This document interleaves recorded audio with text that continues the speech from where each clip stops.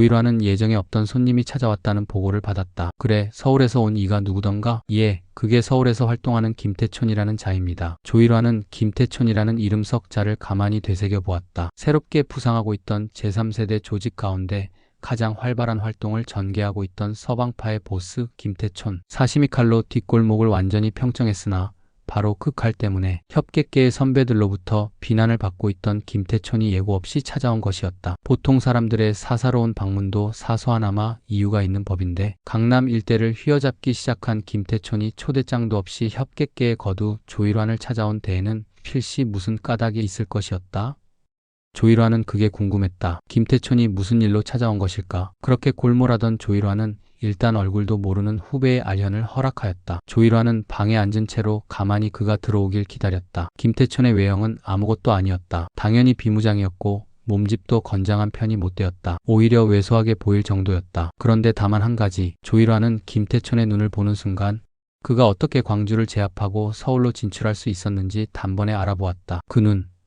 푹 패인 양 볼 위에 간신히 얹혀있는 두 눈이야말로 조일환이 이제껏 보아온 어떤 눈보다도 살기로 충만해 있었다. 조일환은 모처럼 쓸만한 아우를 하나 보는 것 같았다. 김태촌은 일체의 허튼 동작을 허용하지 않고 간결하게 큰 절을 올린 다음 무릎을 꿇었다. 조일환 회장님, 처음 뵙겠습니다. 김태촌이라고 합니다. 둘의 대면은 오늘이 처음이었다. 하지만 서로의 이름은 적잖이 듣고 있었다. 특히 김태촌은 협객계의 대부 조일환의 명성을 광주에서 활동할 때부터 익히 들어왔던 터였다. 회장님의 은덕에 힘입어 이렇게 찾아뵙게 되었습니다. 그렇게 김태촌과 조일환은 서로 만났다. 이런저런 이야기를 하고 헤어졌다. 문제는 다음이었다. 그러나 김태촌의 무례는 거기서 끝나지 않았다. 며칠 후 김태촌은 다시 천안으로 내려왔다. 그는 조직의 섭리를 깨닫기에는 아직 이른 나이였다. 오히려 치기만만한 패기와 오기로 가득 찰 나이였다. 불행하게도 그 패기와 오기는 김태촌으로 하여금 부정적인 생각을 품도록 부추겼다. 김태촌은 일대 단판에 대한 욕심이 더욱 커졌다. 단판이 아니면 다른 행동도 불사하겠다는 욕심마저 그의 마음을 가득 채웠다. 김태촌은 1차 방문 때와 달리 동행을 거느리고 천안으로 내려왔다. 동행인들은 건장한 체구를 가진 김태촌의 아우들이었다. 김태촌은 뭔가 비상한 결심을 한 듯 보였다. 하루도 쉴 틈이 없을 만큼 빠듯한 일정에 쫓겨있던 조일환은 그날도 조직의 새까만 후배들로부터 긴급한 보고를 받았다. 조일환 회장님, 무슨 일인가? 저 급히 말씀드릴 일이 있습니다. 들어오너라. 육중한 체구의 부하가 안으로 들어서며 조일환 앞에 허리를 숙였다. 지금 김태촌이가 이리로 온다고 합니다. 조일환이 뜬금없는 소리에 관심도 없다는 듯 퉁명스럽게 말을 했다. 이번엔 무슨 일이라더냐? 부하가 머뭇거리며 대답했다. 저 들리는 말에 의하면 김태촌이가 회장님께 섭섭한 마음이 있다고 합니다. 지난번에 다녀갔을 때 회장님께 춘규 형님의 추방령을 거둬 달라고 했는데도 불구하고 들어주지 않았다고. 조일환은 자리에서 벌떡 일어섰다. 어이가 없다는 얼굴이었다. 쯧쯧. 지난번에 내가 그렇게 알아듣도록 말을 했는데 회장님, 그래서 지금 우리 쪽에서 김태촌을 단단히 벼르고 있습니다. 순간 조일환의 얼굴이 새파랗게 질려가고 있었다. 부하의 말대로라면 김태촌은 제 발로 독 안으로 기어드는 생쥐꼴이었다. 사직동 조일환의 집 구조는 특이했다. 집 앞에 나 있는 세 갈래의 골목 끝에 위치해 있고 집 또한 미음자 형식으로 지어진 집인데다가 집 둘레에는 다른 집들이 둘러싸고 있었기에 골목을 차단하고 대문을 닫아버리면 어디로 빠져나갈 구멍이 없었다. 서록 대문을 빠져나간다 하더라도 골목을 차단해버리면 골목에 빼곡히 들어찬 집들 때문에 어디로 도망갈 구멍이 없었다. 조일환은 내가 다 알아서 할 터이니 절대 손을 대서는 안 돼. 알겠나? 라고 말했다. 만약 김태촌이가 여기서 무슨 변을 당한다면 조일환은 그대로 몰락이었다. 비록 자신이 집행유예로 풀려났다고는 하지만 자신을 몰락시키려고 하는 집단은 감시의 눈초리를 늦추지 않고 있었던 것이다. 그러나 이미 늦어 있었다. 조일환의 조직원들은 김태촌을 없앨 생각으로 이미 착착 계획을 진행시키고 있었다. 부하가 조일환에게 김태촌이 찾아오고 있다는 보고를 하고 있을 때 신복 김원주는 사직동 집으로 들어오는 골목길에서 대원들을 모아놓고 지시를 하고 있었다. 그의 눈에서 도끼가 뿜어져 나오고 있었다. 김원주 형님, 만약 김태촌이가 회장님을 단독으로 만나 칼질을 하려고 하면 그때는 어떻게 하죠? 김원주가 잠시 생각에 잠긴 얼굴로 말을 했다. 그러니까 절대 김태촌이가 혼자 회장님을 만나게 해서는 안 돼. 그러니까 김태촌이가 회장님과 독대를 하겠다고 해도 절대 독대를 하게 놔둬서는 안 될 테니까 김길수, 너하고 몇몇이 회장님 곁을 떠나지 말란 말이야. 알겠어? 그리고 다른 대원들은 밖에서 여차하면 안으로 들어갈 수 있도록 마당에서 기다려. 알겠나? 알겠습니다. 대원들이 김원주의 말에 얼른 대답했다. 김원주가 급한 목소리로 지시했다. 그리고 지금 빨리 주차장으로 내려가서 연락해 놓은 대로 20톤짜리 덤프 준비해서 고속도로 입구에서 대기하고 있어. 그자가 여기서 빠져나와서 인터체인지로 진입하게 되면 뒤를 따라가서 혼을 내줘라. 알겠어? 그리고 다른 애들 30명 정도만 골목길 끝에다 배치해도 아무도 모르게. 알겠습니다, 형님. 김원주의 지시를 받은 대원들이 우르르 집 안으로 몰려가고 주차장으로 덤프트럭을 가지러 가기 위해 뛰기 시작했다. 이러한 사실을 모르고 있는 김태촌이 5명의 신복들을 데리고 사직동으로 다가서고 있었다. 조일환의 집 근처에 차를 세운 김태촌이 자신의 발에 찬 칼을 확인하고는 조일환의 집을 향해 서서히 걸음을 옮기기 시작했다. 집으로 들어가는 길이 다른 때와는 달리 쥐새끼 한 마리 얼씬거리지 않을 정도로 조용했다. 김태초는 뭔가 일이 심상치 않다는 것을 눈치챘다. 그러나 여기까지 와서 포기를 할 수는 없는 일이었다. 대문까지 다가간 김태촌이 문을 두드렸다. 대문이 굳게 잠겨 있었다. 누구요? 나 김태촌이요. 문이 열렸다. 문을 열어준 대원이 무심한 얼굴로 그에게 인사를 했다. 조일환 회장님 좀 뵈려고 왔는데 계신가? 예, 들어가시죠. 김태촌이 안으로 들어서자 대문을 열어주었던 그가 문을 일부러 소리나게 닫았다. 그리고는 대문을 굳게 지키고 섰다. 순간 김태초는 아차했다. 이들이 벌써 눈치를 챘다는 것을 직감적으로 느꼈다. 이걸 어쩐다. 김태초는 잠시 망설이다가도 어쨌든 부딪혀 보자고 생각했다. 여차하면 조일환을 인질로 삼아도 될 성싶었기 때문이었다. 김태촌이 응접실 쪽으로 다가서자 밖에서 기다리고 있던 부하들이 다가섰다. 무슨 일이시오? 부하들의 목소리에 김태촌에 대한 반감이 짙게 묻어 있었다. 회장님을 뵈려고 하는데. 회장님, 김태촌 씨가 오셨습니다. 들어오게. 김태촌이 응접실로 들어서려는 순간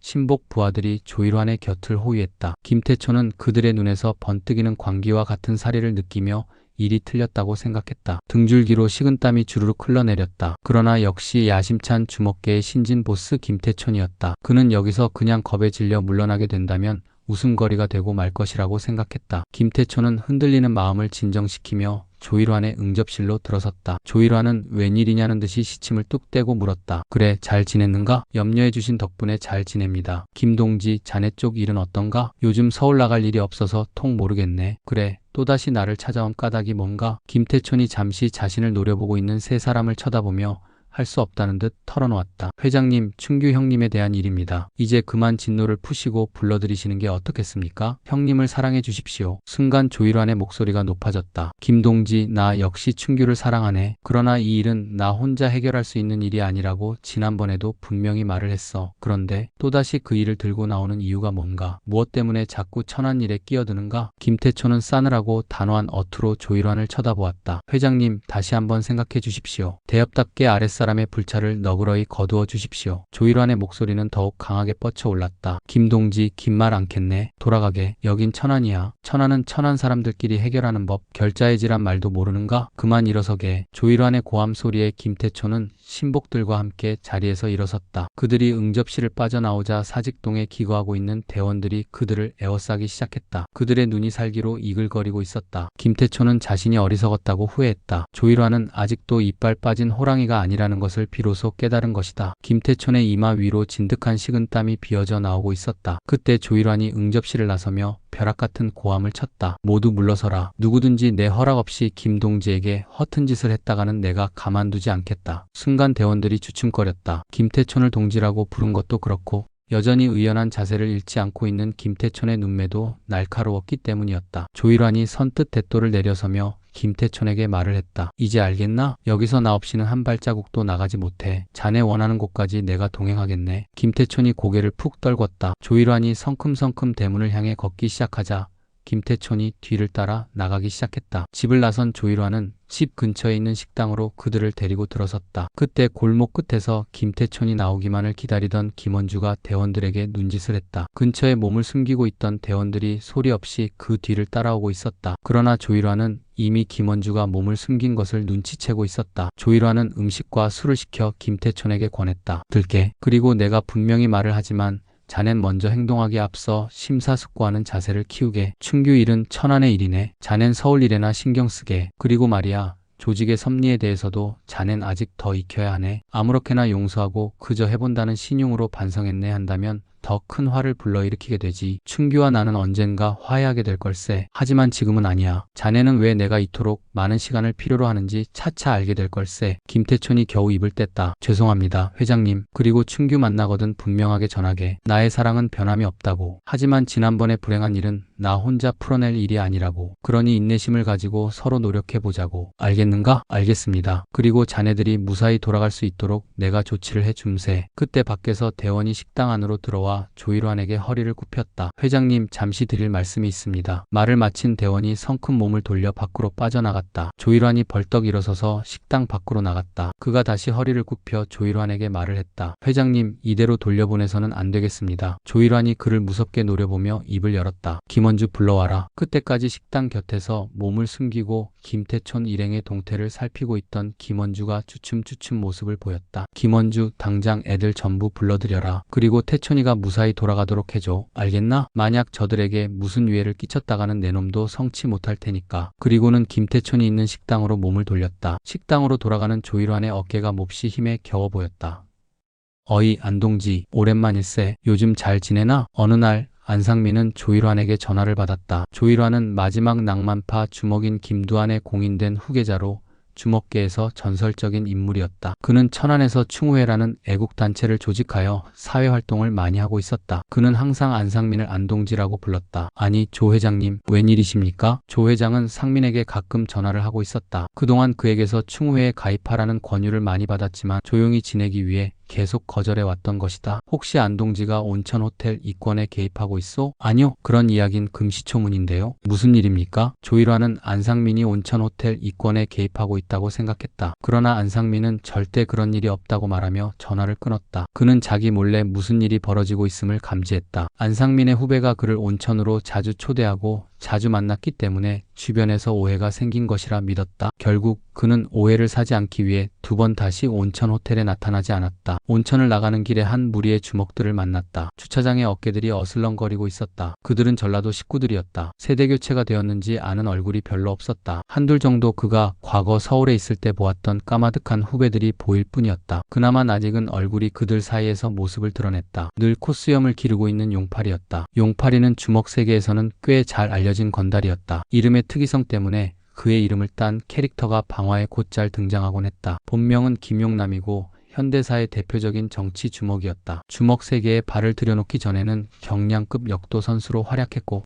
한때 국가대표가 될 뻔했으나 같은 체급에서 아시아 3관왕이었던 원신이의 그늘에 가려 2인자 노릇만 하다가 70년대 중반에 주먹계로 나섰다. 역도로 단련된 체력을 바탕으로 암흑가에서 빠른 시일 내에 성장한 그는 전주 용파리파를 이끄는 두목이 되었다. 용파리가 유명해진 것은 1987년에 있었던 통일민주당 창당 방해 사건을 주도하면서부터였다. 당시 용파리는 6군데 지구당 사무실을 부수고 18개의 지구당 창당을 방해했다가 1년 반가량 도피 생활을 하다가 체포되어 2년 6개월형을 받고 감옥 생활을 하기도 했다. 용팔이 형님, 여긴 웬일이십니까? 안상민이 웃으며 인사를 건넸다. 아마 이곳에 이권 때문에 온 것 같았다. 그런데 자넨 웬일인가? 용팔이는 상민이 껄끄러운 듯 퉁명스럽게 말했다. 저야 목욕하고 가는 길입니다. 그런가? 안상민은 용팔이를 바라보며 말했다. 주변에 어깨들이 둘러싸고 있었지만 상민은 두렵지 않았다. 그리고 그들도 말로만 듣던 안토니파 안상민을 보자 주눅이 든 듯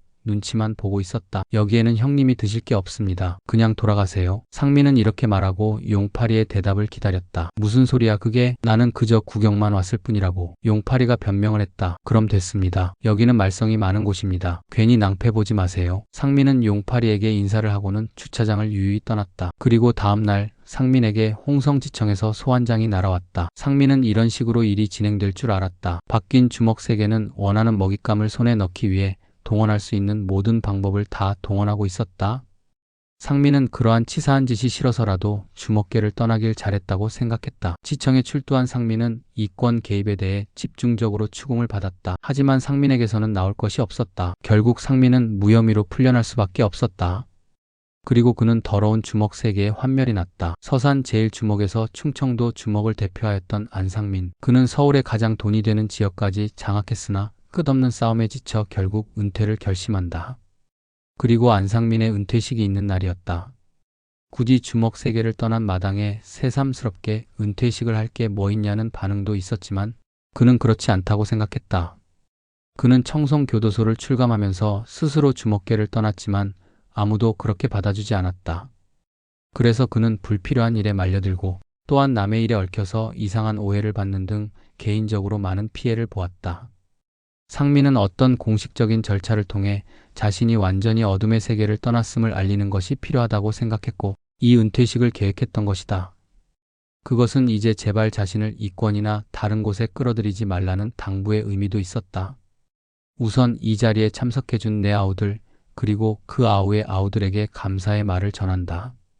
그곳에는 그와 평소 친분이 있었던 다른 조직의 건달들도 초청되었다.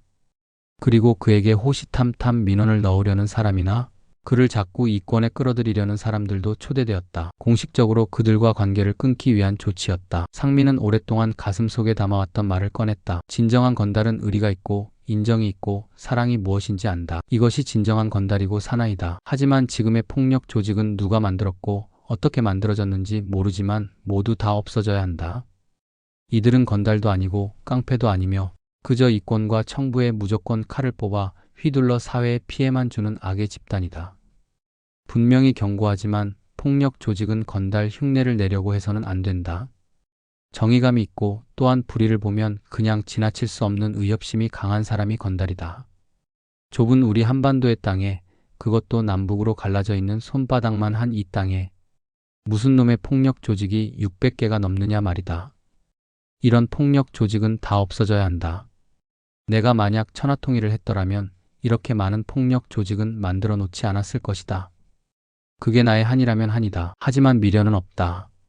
나는 이미 주먹 세계를 떠났고 지금 그것을 확인하고 있기 때문이다. 나는 가정으로 돌아갔고 진정한 사나이의 길이 무엇인지 알았다. 너희들도 정신 차리고 가정으로 돌아가기 바란다. 그리고 불법적인 일에 손대지 말고 합법적인 일을 해라. 음지에서 일하지 말고 양지에서 일해라. 상민은 자신의 아우들이 신문지상에 오르내리는 폭력배가 되지 않기를 빌었다. 그들 모두 가정으로 돌아가 평범한 사람으로서 일상적인 행복을 누리며 합법적인 일을 하며 살아가기를 바랐다. 이유야 어찌 되었든 간에 그들은 상민이 있음으로 인해 꼬리에 꼬리를 물고 어둠의 세계로 들어온 사람들이었기 때문이었다. 그들이 큰 사고를 내거나 커다란 문제를 일으키면 그는 직접적인 관련은 없다고 하더라도 도덕적인 책임에서 자유로울 수 없었기 때문이었다. 상민은 그들에게 말하면서 진정으로 빌고 또 빌었다. 나도 그들도 모두 이 신물나는 주먹 세계에서 떠날 수 있기를. 정식으로 은퇴식을 했지만 거기서 상민의 방황은 멈추지 않았다. 그만큼 건달이 손을 씻는 것은 어려운 일이었다. 또한 한번 건달 물을 먹은 사람은 그 미련을 좀처럼 버리기 어려운 것이었다. 하지만 안상민은 서울로 올라간 지 얼마 되지 않아 그에게 소환장이 날아들었다. 그 즈음 상민에게는 서산에 있을 때 마약을 했다는 소문이 돌고 있었다. 상민은 소변과 피 그리고 모발 검사를 했다. 하지만 마약 반응은 나오지 않았다. 검찰에서 그에게 이런 검사를 한 이유는 이전에 서산에 내려온 손님을 접대하기 위해 불렀던 여자가 마약 양성 반응이 나왔기 때문이었다. 하여간 상민은 여기서 이런저런 죄목이 붙어서 다시 1년을 구형받는다. 재심을 청구하려면 가능했지만 상민은 아내의 만류로 항소를 포기했다. 이것은 일종의 괘씸죄였다. 그녀의 말을 수긍했다. 그런 것은 누구보다 더 잘 아는 상민이었다. 가만히 있으면 되는데 괜히 나서서 여기저기 얼굴을 보이니까 요시찰 인물인 그가 무슨 짓을 벌이는가 싶어 눈여겨보고 뒷조사를 하다가 꼬투리를 잡혀 결국 잡혀간 것이었다. 상민은 어떤 계기로 만날 때마다 인생에 대해서 뭔가 확실히 깨달았다고 생각했다. 이제 그는 또 하나의 깨달음을 얻었다. 그것은 아무것도 하지 말아라. 였다. 나쁜 일도 하지 말고 좋은 일도 하지 말아라.